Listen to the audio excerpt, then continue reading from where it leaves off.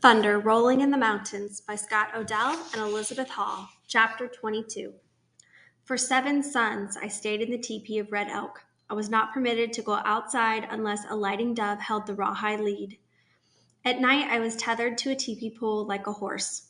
The rifles that Red Elk had taken from us were always before my eyes.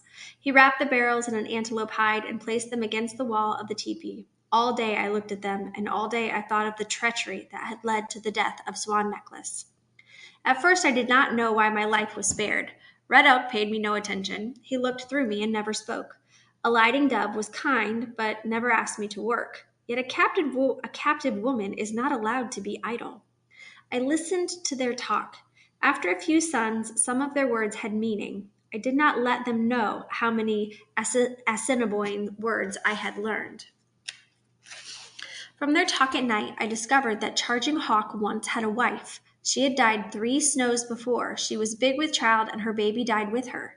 For 3 snows, Charging Hawk had grieved and looked at no other woman, even though Red Elk urged him to take a new wife.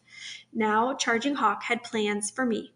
He found me more pleasing than any of the Assiniboine women. Their words told me why Charging Hawk spent much time in the teepee, something warriors did not do in good weather.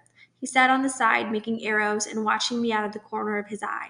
If I stared at him, he grinned foolishly. Soon, Charging Hawk had filled a quiver with arrows, each one as long as his arm to the tips of his fingers. I could tell they were not war arrows because they had narrow blades so that they could be pulled out of the animal's flesh and used again. Arrows meant for battle had short, broad tips with hooks on them so that they might stick tightly and tear the flesh when pulled. On the 7th sun, Charging Hawk oiled his hair with bear grease and wrapped his braids in otter fur. From his ears hung ornaments of polished metal. He put on his finest clothes. His buckskin shirt was decorated with green porcupine quills. From the shoulder straps hung strands of hair from scalps he had taken. On the back was painted a red hand, the sign that he had killed another warrior in hand-to-hand combat. At his throat was a necklace of enormous bear claws. From my seat beside the fire, I watched Charging Hawk place a fox skin on a pole some distance away. He walked to a clearing on the other side of the teepee. When he was certain I looked at him, he pulled a handful of arrows from the quiver at his belt. There were as many arrows as fingers on his 2 hands. Quickly he shot the arrows, his hand moving so fast that they blurred. Before the first had hit the fox skin, the last was moving through the air. All the arrows hit the skin in a spot no larger than my hand. Without speaking, Charging Hawk plucked the arrows from the pole and marched off. He had shown me his skill as a marksman. I could be certain that those in his teepee would never want for meat. That night, a lighting dove told me that Charging Hawk wished to marry me. She said that I was lucky. Most captive women became slaves, but as the wife of Charging Hawk, I would be an Assiniboine. Charging Hawk was a great warrior and a skillful hunter, but I felt only hatred for him. Now I must become his wife? After that day, a lighting dove gave me work to do, but she always worked beside me. She watched me closely and showed me the Assiniboine ways to roast roots, and dry meat. She showed me how they stored their dried food for winter. She did many things in the Nimipu way, but some were different. I learned how to cook meat as the Assiniboines did. A lighting dove showed me how to dig a hole in the ground and line it with rawhide. She filled the hole with water and put a chunk of buffalo in it. Into the water she dropped large red-hot stones from the fire. She kept changing the stones until the water boiled and the meat cooked. Now I knew why her people were called Assiniboines, stone boilers. Sun passed and winter came. The sun lay deep on the ground. A lighting dove helped me make a dress of elk skin. Like my old dress, it was white and fringe hung from the skirt. But my old dress had long fringe sleeves and beautiful sky blue quills across the shoulders. The new dress had no sleeves. Instead, there was a beaded skin cape that covered the tops of my arms. From beneath the cape hung many ermine tails. The soft fur would keep me warm in the coldest weather. I also had white leggings and moccasins. As we worked, a lighting dove told me about her son. He was so swift, she said, that he could run down a buffalo without a horse. He was so strong that he could lift a grizzly bear above his head. He was so brave that he did not hide behind rocks or trees in battle, but rode up to the enemy and dared them to fire at him. I bowed my head and kept silent. He was also a man without shame, I thought. He had eaten with Swan Necklace and slept in the same teepee, yet he killed his guest to get a rifle. When the dress was finished, a lighting dove called me to the fire. She motioned for me to sit down. Then she took a bone needle and held it in the flame until it glowed.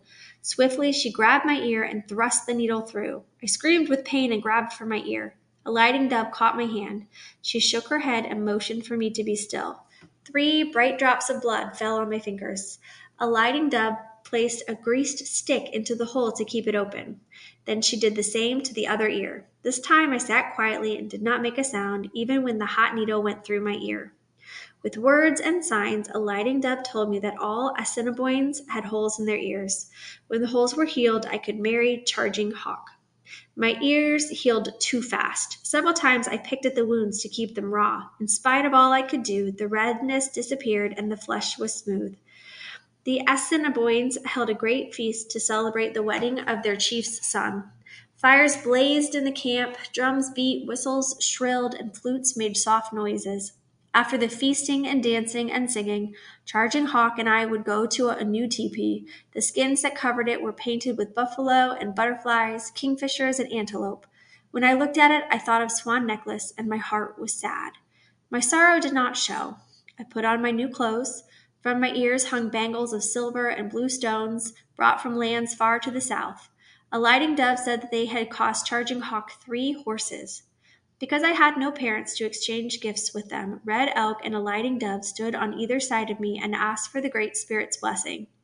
At my feet, Charging Hawk laid a beautiful ermine blanket, as white as snow and as soft as a cloud.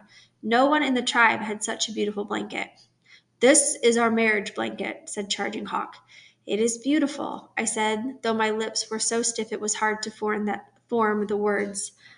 Charging Hawk grasped my arms while Red Elk spoke of the wife's duty to her husband and the husband's duty to his wife. He asked the Great Spirit to send us many sons. The men nodded and the women smiled.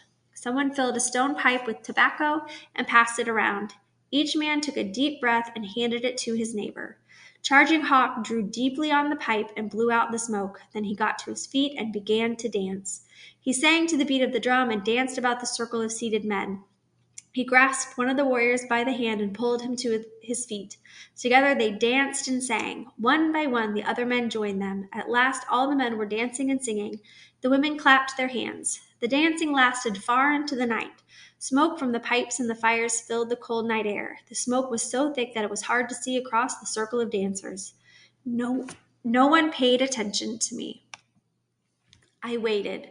When the dancing grew wild and the voices loud, I snatched the ermine blanket and crept away from the circle. I crawled through the line of teepees, stopping only once to take a rifle and bullets from the teepee of Red Elk. Once I reached the edge of the village, I got to my feet and ran faster than I had ever run before.